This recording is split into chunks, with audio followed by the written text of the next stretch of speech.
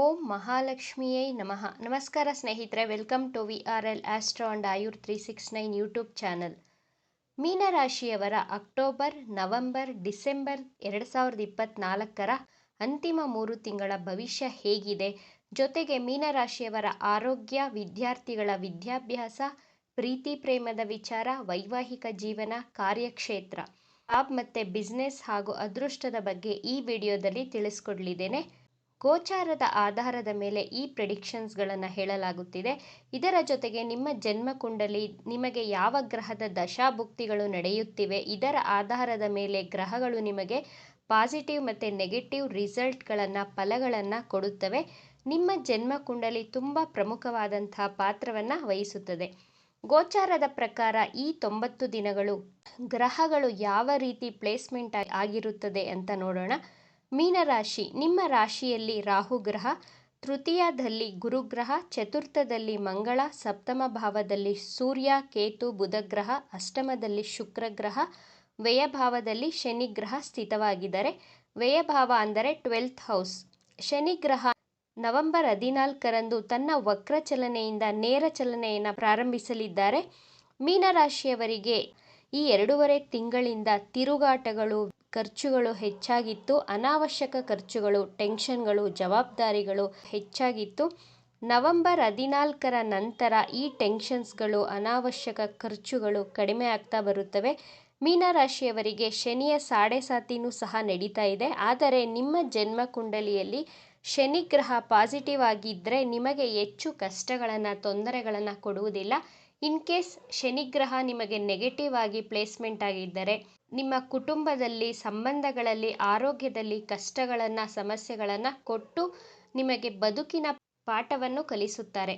ಮೀನರಾಶಿಯವರ ಆರೋಗ್ಯ ಈ 90 ದಿನಗಳು ಹೇಗಿದೆ ಅಂತ ನೋಡೋಣ. ರಾಹು ನಿಮ್ಮ ರಾಶಿಯಲ್ಲಿಯೇ ಸ್ಥಿತವಾಗಿದ್ದಾರೆ. ತೃತೀಯ ಭಾವದಲ್ಲಿ ಗುರುಗ್ರಹ.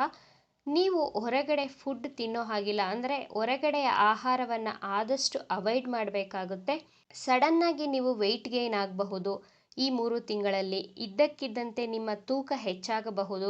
ಆದ್ದರಿಂದ ಊಟ ತಿಂಡಿಯ ಕಡೆ ಹೆಚ್ಚು ಗಮನವನ್ನು ಕೊಡಿ. ಮನೆಯಲ್ಲೇ ತಯಾರಿಸಿದಂತಹ ಶುಚಿಯಾದ ಆಹಾರವನ್ನು ಸೇವಿಸಿ. ಆದಷ್ಟು ಹೊರಗಡೆ ಆಹಾರ ಸೇವನೆಯನ್ನು ಅವಾಯ್ಡ್ ಮಾಡಿ. ನಿಮ್ಮ ಮನಸ್ಸಿನಲ್ಲಿ ಒಂದು ರೀತಿಯ ಭಯ ಕಾಡ್ತಾ ಇರುತ್ತೆ. ಸ್ಕಿನ್ ರಿಲೇಟೆಡ್ ಪ್ರಾಬ್ಲಮ್ಸ್ ಬರಬಹುದು ಈ 3 ತಿಂಗಳಲ್ಲಿ. ನಿಮ್ಮಲ್ಲಿ ಅನ್ನೆಸೆಸರಿ ಭಯ, ಟೆನ್ಷನ್ಗಳು, ಗಾಬರಿ ಪಡ್ತಾ ಇರ್ತೀರಾ.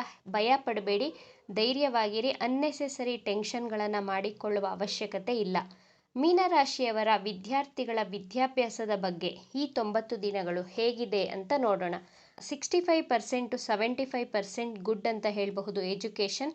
ನಿಮ್ಮ ಮನಸ್ಸು ಮೊಬೈಲ್ ಕಡೆ, ಆನ್ಲೈನ್ ಕಡೆ ಹೆಚ್ಚು ವಾಲುವಂತಹ ಸಾಧ್ಯತೆಗಳು ತೋರಿಸ್ತಾ ಇದೆ. ಮೊಬೈಲ್ ನೋಡೋದನ್ನು ಕಡಿಮೆ ಮಾಡಿ ವಿದ್ಯಾಭ್ಯಾಸದ ಕಡೆ ಫೋಕಸ್ ಮಾಡಬೇಕಾಗುತ್ತೆ. ಮಂಗಳ ಪಂಚಮ ಭಾವವನ್ನು ಪ್ರವೇಶಿಸಲಿದ್ದಾರೆ. ಮಂಗಳ ಅಂದರೆ ಟೆಕ್ನಿಕಲ್. ನಿಮ್ಮ ಮನಸ್ಸು ಡಿಜಿಟಲ್, ಟೆಕ್ನಿಕಲ್ ಕಡೆ ಫೋಕಸ್ ಮಾಡ್ತೀರಾ. ನಿಮ್ಮ ಮನಸ್ಸು ಆ ಕಡೆ ವಾಲಬಹುದು. ಮಂಗಳ ನೀಚ ಸ್ಥಾನವಾದಂತಹ ಕಟಕ ರಾಶಿಯನ್ನು ಪ್ರವೇಶಿಸಿದಾಗ ನಿಮಗೆ ಬಹಳ ಕೋಪ ಬರ್ತಾ ಇರುತ್ತೆ. ಕೋಪ ಮಾಡ್ಕೊಳ್ತಾ ಇರ್ತೀರಾ. ನಿಮ್ಮ ಕೋಪವನ್ನು ಕಡಿಮೆ ಮಾಡ್ಕೊಳ್ಳಿ. ಅಕ್ಟೋಬರ್ 17ರವರೆಗೆ, ನವೆಂಬರ್ 16ರ ನಂತರ ನೀವು ವಿದ್ಯಾಭ್ಯಾಸದಲ್ಲಿ ಏಕಾಗ್ರತೆಯನ್ನು ವಹಿಸ್ತಾ ಇರ್ತೀರ. ಆದರೆ ಮಿಡ್ ಅಕ್ಟೋಬರಿಂದ ಮಿಡ್ ನವೆಂಬರ್ವರೆಗೂ ವಿದ್ಯಾಭ್ಯಾಸದ ಕಡೆ ನಿಮಗೆ ಆಸಕ್ತಿ, ಏಕಾಗ್ರತೆಯ ಕೊರತೆ ಉಂಟಾಗಬಹುದು. ಮೊಬೈಲ್ ಅಡಿಕ್ಷನ್ಗೆ ಒಳಗಾಗ್ತೀರಾ. ಈ ಟೈಮ್ ಪೀರಿಯಡಲ್ಲಿ ಸಮಾಧಾನವಾಗಿರಿ, ಕೋಪವನ್ನು ಕಡಿಮೆ ಮಾಡ್ಕೊಳ್ಳಿ ಹಾಗೂ ಮೊಬೈಲ್ನ ಕಡೆ ಗಮನವನ್ನು ಬಿಟ್ಟು ವಿದ್ಯಾಭ್ಯಾಸದ ಕಡೆ ಎಸ್ಪೆಷಲಿ ವಿದ್ಯಾರ್ಥಿಗಳು ಹೆಚ್ಚು ಆಸಕ್ತಿಯನ್ನು ತೋರಿಸಬೇಕಾಗುತ್ತೆ. ನವೆಂಬರ್ 16ರ ನಂತರ ಎಜುಕೇಷನ್ ಈಸ್ ಗುಡ್. ಮೀನರಾಶಿಯವರ ಪ್ರೀತಿ ಪ್ರೇಮದ ವಿಚಾರ ಈ 90 ದಿನಗಳು ಹೇಗಿರಲಿದೆ ಅಂತ ನೋಡೋಣ. ಮಂಗಳ ಪಂಚಮ ಭಾವದಲ್ಲಿದ್ದಾಗ ನಿಮ್ಮ ಪ್ರೇಮಿಯ ಮೇಲೆ ಲವ್ ರಿಲೇಷನಲ್ಲಿ ತುಂಬ ಕೋಪ, ಅಗ್ರೆಷನನ್ನು ತೋರಿಸ್ತೀರಾ. ತುಂಬ ಕೋಪದಿಂದ ಮಾತನಾಡುವಂಥ ಸಾಧ್ಯತೆಗಳು ಹೆಚ್ಚಾಗಿದೆ.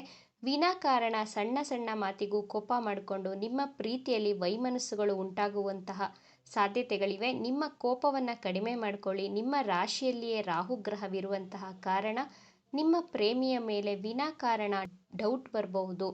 ಅನುಮಾನ ಪ್ರವೃತ್ತಿಯಿಂದ ನಿಮ್ಮ ಪ್ರೀತಿಯಲ್ಲಿ ನೀವೇ ಸಮಸ್ಯೆಗಳನ್ನು ತಂದುಕೊಳ್ತಾ ಇರ್ತೀರ.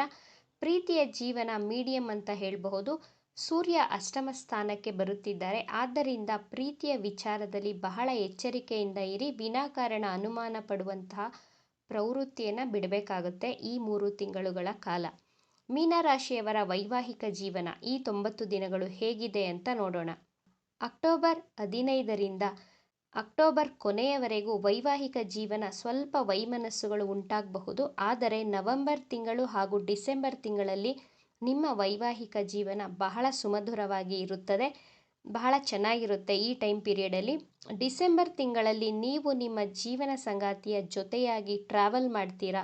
ನಿಮ್ಮಿಬ್ಬರ ಮಧ್ಯೆ ಪ್ರೀತಿ ಬಾಂಧವ್ಯ ಒಳ್ಳೆ ಅಂಡರ್ಸ್ಟ್ಯಾಂಡಿಂಗ್ ಇರುತ್ತೆ. ನವೆಂಬರ್ ಮತ್ತು ಡಿಸೆಂಬರ್ ತಿಂಗಳಲ್ಲಿ ನಿಮ್ಮ ವೈವಾಹಿಕ ಜೀವನ ಸುಮಧುರವಾಗಿರುತ್ತದೆ. ಆದರೆ ಅಕ್ಟೋಬರ್ 16ರಿಂದ ಅಕ್ಟೋಬರ್ ಕೊನೆಯವರೆಗೂ ಸ್ವಲ್ಪ ಸಮಾಧಾನವಾಗಿ ಮಾತನಾಡಬೇಕಾಗುತ್ತೆ. ಇನ್ ಕೇಸ್ ನಿಮ್ಮಿಬ್ಬರ ಮಧ್ಯೆ ವಾದ ವಿವಾದಗಳು ನಡೆದರೂ ಸಹ ನೀವೇ ಸ್ವಲ್ಪ ಸೈಲೆಂಟಾಗಿ ಇದ್ದು ಬಿಡಿ. ಆಗ ಹೆಚ್ಚು ಸಮಸ್ಯೆಗಳು ಉಂಟಾಗೋದಿಲ್ಲ ನಿಮ್ಮ ಮ್ಯಾರಿಡ್ ಲೈಫಲ್ಲಿ.